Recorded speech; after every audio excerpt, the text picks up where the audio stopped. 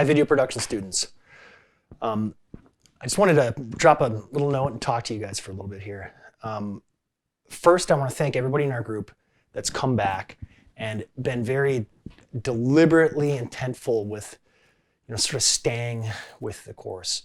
Having the university cancel face-to-face meetings has been a huge blow to us, but you know what? We're going to overcome that for a lot of reasons. So if you're one of the few people that I haven't heard from since face-to-face meetings were canceled, this message is kind of for you, but I think it can help everybody. And here's what I want to say. If you're feeling scared, I think that's completely natural.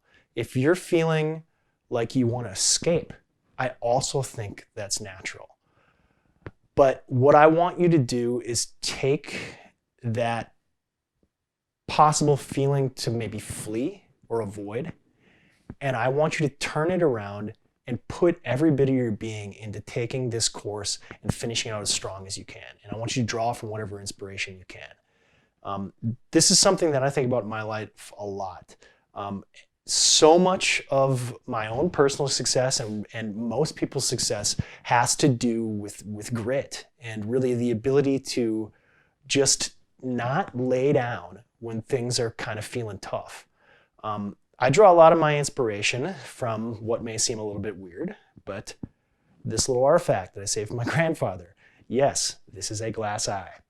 I know it's an odd thing to share, but I'll explain the backstory. My grandpa, about 80 years ago, this year, joined the military, signed up for World War II, the country called.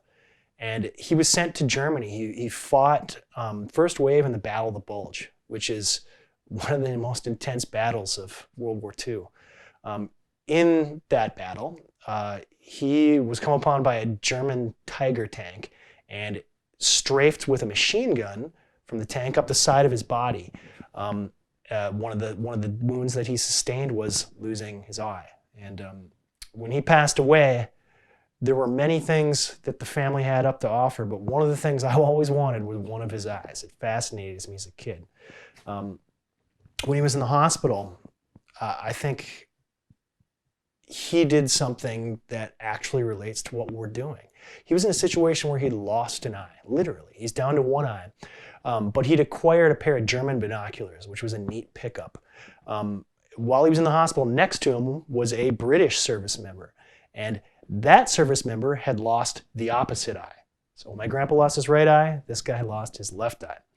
And he took the binoculars and took them apart and gave him half of the binoculars.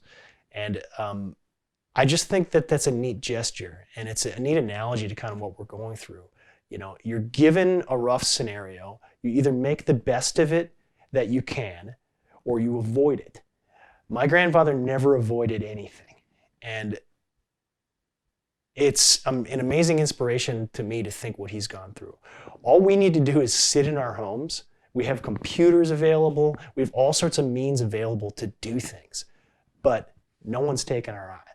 So I'd like to ask you guys to step up. Let's get back in this together. And I promise you, we can get some wonderful material this semester. This is going to be a success.